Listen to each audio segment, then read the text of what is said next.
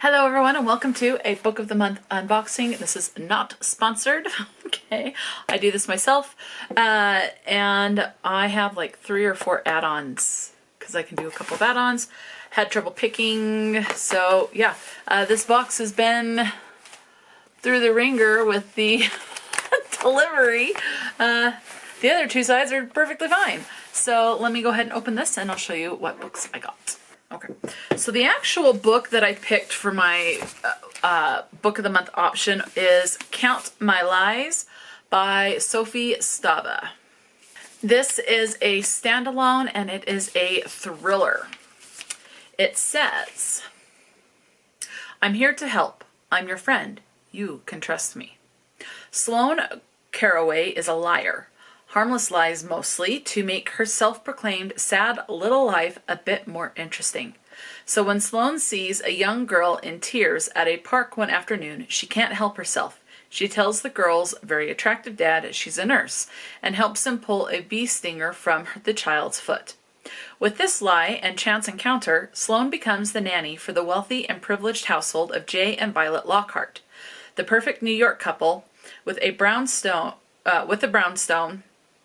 a daughter in private school, and summers on Block Island. But maybe Sloane isn't the only one lying, and all that's picture-perfect harbors a much more dangerous truth. To say anything more is to spoil the most exciting, twisty, and brilliantly, bitingly smart suspense novel to come out in years. Careful what you lie for. So, I do enjoy thrillers, and I like the fact that she's got her fingers crossed behind her back. So then with Book of the Month, you can pick other books like from past boxes, or they'll do suggested books, or you can get books like out of the, let's say there's 5 options and you pick one, but you like the other ones, you can do the other ones as add-ons as well. And I went through I believe it was the suggested, I can't remember the exact term, but it was like they're suggested books for you to look into. This next one is a fantasy, and that is The Change by Kirsten Miller. It's not over, it's time.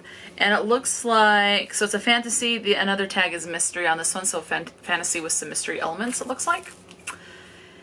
After Nessa James's husband dies and her twin daughters leave for college, she's left all alone in a trim white house near the ocean. In the quiet of her late 40s, the former nurse begins to hear voices. It doesn't take long for Nessa to realize that the voices calling out to her belong to the dead, a gift she's inherited from her grandmother, which comes with special responsibilities. On the cusp of 50, suave advertising director Harriet Osborne has just witnessed the implosion of her lucrative career and her marriage. She hasn't left her house in months. From the outside, it appears as if she and her garden have both gone to seed, but Harriet's life is far from over. In fact, she's undergone a stunning and very welcome metamorphosis. Ambitious former executive Jo Levison has spent 30 long years at war with her body. The free-floating rage and hot flashes that arrive with menopause feel like the very last straw until she realizes she can channel them and finally comes into her power. Guided by voices only Nessa can hear, the trio discovers a teenage girl whose body was abandoned beside a remote beach. The police have written the victim off, but the women refuse to buy into the official narrative. Their investigation leads to more bodies and to the town's most exclusive and isolated enclave, a world of stupendous wealth where the rules don't apply. With their newfound powers, Jo, Nessa, and Harriet will take matters into their own hands. So a couple things right off. I love that there's a character going through menopause. This will be the first book where it actually mentions a character going through menopause. Out of all of my year-long readathons that I'm doing, I believe one of the prompts is a character who's going through menopause. So this book will fulfill that prompt. Plus, I have started to go through menopause myself, so it'll be nice to see that representation there. So, and this next one is a romance, and this is Ready or Not by Cara Bastone, I believe. And I do enjoy this cover. I like the pastels on this one. Very colorful. Okay. A surprise pregnancy leads to even more life-changing revelations. Eve Hatch lives for surprises. Just kidding. She expects every tomorrow to be pretty much the same as today. She loves her cozy apartment in Brooklyn, close to her childhood best friend Willa, and far from her traditional Midwestern family who have never really understood her. While her job is only dream adjacent, it's comfortable and steady. She knows what to expect from life until she finds herself literally expecting after an uncharacteristic one-night stand. Now Eve's loyal friendship with Willa is feeling tense, and it's actually Willa's steadfast older brother Shep who steps up to help. He's always been friendly, but now he's ordering her surprise lunches, listening to all her complaints, and is suddenly kind of hot. Then there's the baby's father, who is technically supportive but majorly conflicted. Maybe it's her surging hormones, maybe it's the way Shep's shoulders look in a t-shirt, but Eve starts to wonder if she's been secretly desiring more from every aspect of her life.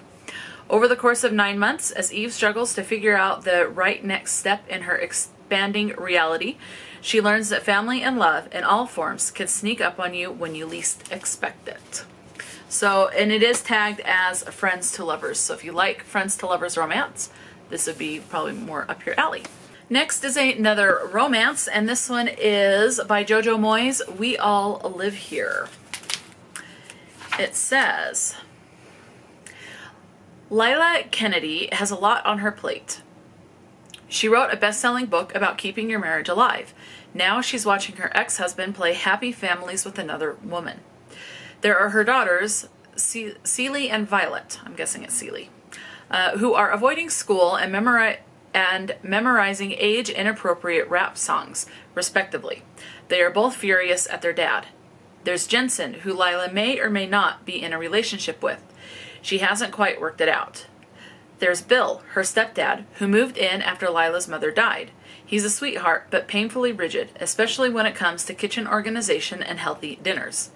And he turns into a petulant child when he sees Gene, a failed Hollywood actor who has used up every line of credit and all his girlfriend's goodwill and has now turned up on his daughter's doorstep, hoping for a place to land, and that daughter is Lila. When this fractured family is forced to live under one roof, Lila thinks she may have reached her limit. But what if the one person you couldn't forgive holds the secret to pulling your family together again? This sounds like it'll be really good. These all sound really good, but this one sounds like it'll be more hard-hitting type of a good book. So, yeah. Okay, and this last book I have in this video that I got from Book of the Month is tagged as a mystery on Goodreads, and this one is Once There Were Wolves by Charlotte McConaghy, I'm guessing.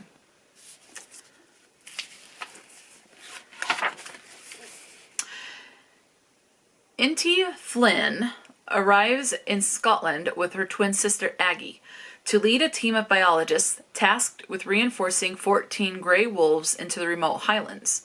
She hopes to heal not only the dying landscape, but Aggie too, unmade by the terrible secrets that drove the sisters out of Alaska.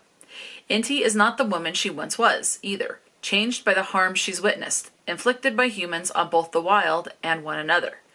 Yet, as the wolves surprise everyone by thriving, Inti begins to let her guard down, even opening herself up to the possibility of love. When a farmer is found dead, Inti knows where the town will lay blame.